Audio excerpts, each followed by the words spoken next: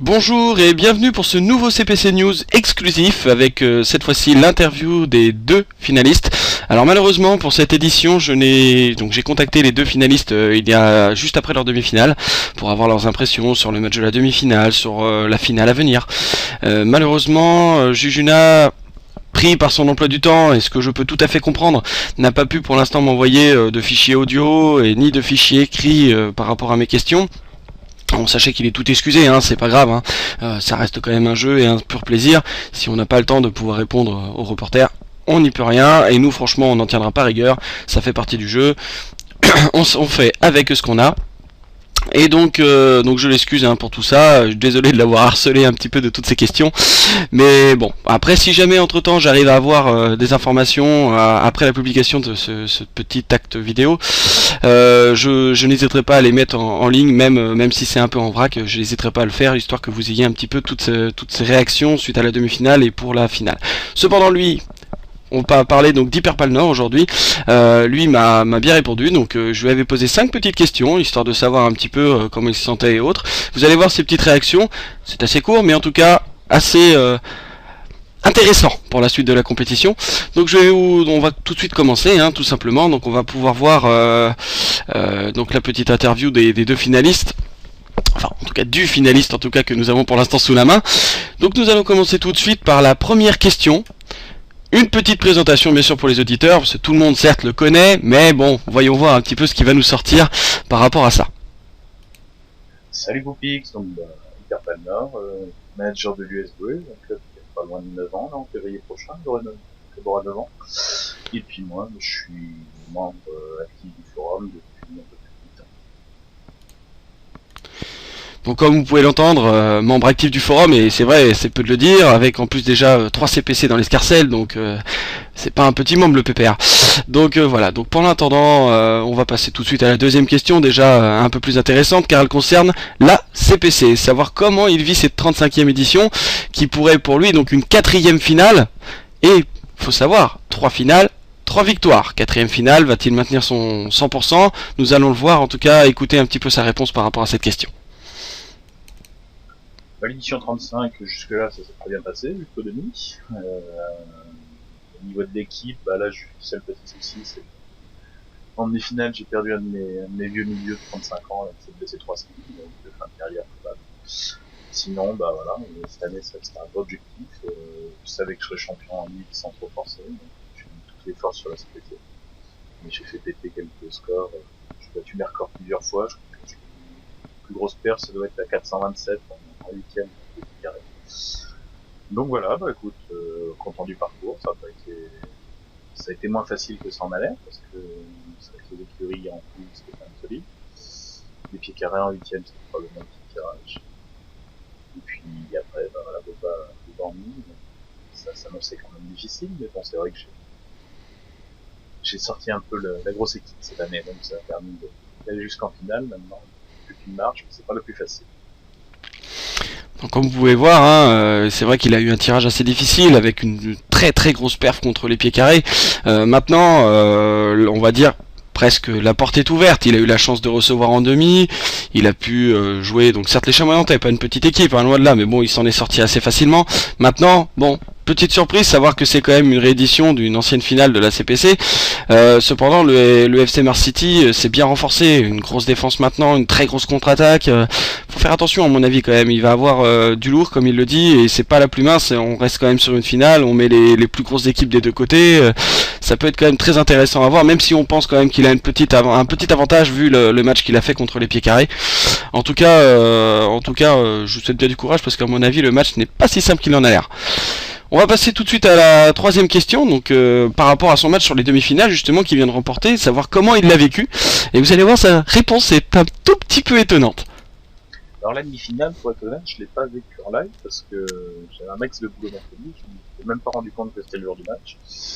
Je m'en suis rendu compte le lendemain, tranquillement. Effectivement, j'avais raté la diffusion, donc je l'ai fait en mode live sur la trick quand même, mais bon, c'est pas le même vécu. Écoute, je suis très content de la victoire, même si honnêtement le score est super sévère pour les Chamois, je trouve. Mais voilà, écoute, j'avais pas fait de grosse subtilité tactique, hein. Le but c'était d'avoir le milieu et une attaque solide sur les têtes. De rester solide derrière pour éviter les mauvaises surprises. Je t'avoue que quand j'ai vu que j'avais pris le premier but et que Bobo avait une autre action ratée en plein mi-temps, j'avais que 52% de possession, je le sentais un petit peu. Enfin, je m'attendais à souffrir en deuxième. Les deux vieux milieux qui restaient, qui allaient pas dans l'endurance. Le moteur de jeu était plutôt sympathique. Donc on peut voir, hein, il remercie le moteur de jeu. Bon, c'est vrai que il a perdu certains milieux, mais bon, quand on voit le milieu qui l'a remplacé, on se dit que certes, il était même plus jeune. Donc déjà, par rapport à l'endurance, c'est quand même intéressant. Peut-être moins fort en stats, hein, ça, on peut en être certain, à mon avis, mais malgré tout, voilà, une grosse perf encore. Et maintenant, on attend de voir un petit peu ce qui va pouvoir sortir en finale. Et à mon avis, ça va être intéressant également. On va passer donc à la quatrième question que l'on peut voir maintenant. Donc le sentiment sur la finale à venir. Hein. Qu'est-ce qu'il pense de son adversaire? Donc faut savoir qu'ils se sont déjà rencontrés. Par contre le FC Mars City c'est quand même bien renforcé. Donc maintenant faut voir comment il voit cette finale et comment il veut l'aborder. Le sentiment sur la finale à venir, il y a un peu d'excitation parce que c'est l'occasion de devenir historiquement la deuxième équipe la plus titrée, la captive derrière les insurgés, se rapprocher un peu de son record. Sur l'adversaire, je connais bien Jujuna, j'ai fait brièvement partie de son staff qui était sélectionné dans les 20. On s'est déjà affronté en finale il y a 2 ou 3 saisons, j'ai un gros braquage contre lui d'ailleurs, faire 6-2 en étant plutôt dominé sur le papier. Donc voilà, je sais aussi qu'il en avait perdu une autre la saison juste avant dans les mêmes conditions. Je me doute qu'il y a un petit esprit de revanche et qu'il aimerait pas poursuivre la série, même si on dit jamais 203, mais j'espère que je vais garder, que je vais reproduire le même résultat que la dernière fois. Après, sur un plan plus tactique, il a l'équipe vraiment pour me gêner, parce que une équipe basée sur la CA, face à une équipe qu'on voit surtout milieu attaque, quand je vois ce qui sort sur une finale, ça va pas être un match évident s'il refait le même type de performance, je suppose qu'il va pouvoir faire encore un peu mieux. Il va falloir bien étudier la tactique avant le match. Donc comme on voit, hein, il s'inquiète un peu sur cette finale. Hein. C'est sûr que Jujuna n'est pas le dernier né, déjà 2 finales à son actif, bon malheureusement 2 finales perdues. Mais bon, voilà, il a de l'expérience, une équipe bien renforcée, une CA qui est quand même très intéressante. À mon avis, quand même, on s'attend à du lourd entre quelqu'un qui aura la possession et qui va, je pense, essayer d'attaquer par tous les moyens et passer cette défense, et quelqu'un qui va attendre la moindre occasion ratée pour pouvoir prendre le dessus. Donc c'est vrai que ça va être une finale très intéressante. Maintenant, il faut voir ce que ça va donner sur le papier, et vraiment par rapport au moteur de jeu, toujours pareil, hein, savoir qui va réussir à tirer son épingle du jeu. Nous allons bientôt maintenant arriver sur la dernière question, hein, un petit mot bien sûr, hein. Avant les finales, on met toujours un peu de pression, on essaye un petit peu de voir un peu comment ça se donne, mais vous allez voir qu'il perd pas le Nord, lui, très sobre, très fair play. Un petit mot, je voudrais lui souhaiter bonne chance déjà, c'est un bon match. Après on déconne là-dessus sur le forum, mais c'est vrai que moi j'ai joué 3 finales, j'ai gagné les 3, lui il a joué 2 finales, il a perdu les 2. Donc voilà, moi j'aimerais bien garder mon 100%, mais je pense que lui, même s'il me comptait, je préférerais arrêter ça. J'espère qu'on fera un bon match, et puis rendez-vous mercredi pour la deuxième finale, pour la revanche. Allez, salut. Et voilà, donc vous savez tous sur cette interview d'Hyperpal Nord. Donc comme vous avez pu voir sur la fin, hein, il aimerait bien maintenir son 100%, mais comme tout le monde, hein, si on pouvait tous faire à chaque fois finale, à chaque fois vainqueur, ça serait quand même intéressant. Et Jujuna bien sûr avait déconné sur le forum en disant que lui aussi il aimerait bien se maintenir sur 100%, mais à mon avis il a une petite idée derrière la tête, le PPR. Donc voilà, en tout cas je vous remercie de m'avoir suivi encore pour ce CPC News, j'espère qu'il vous aura plu.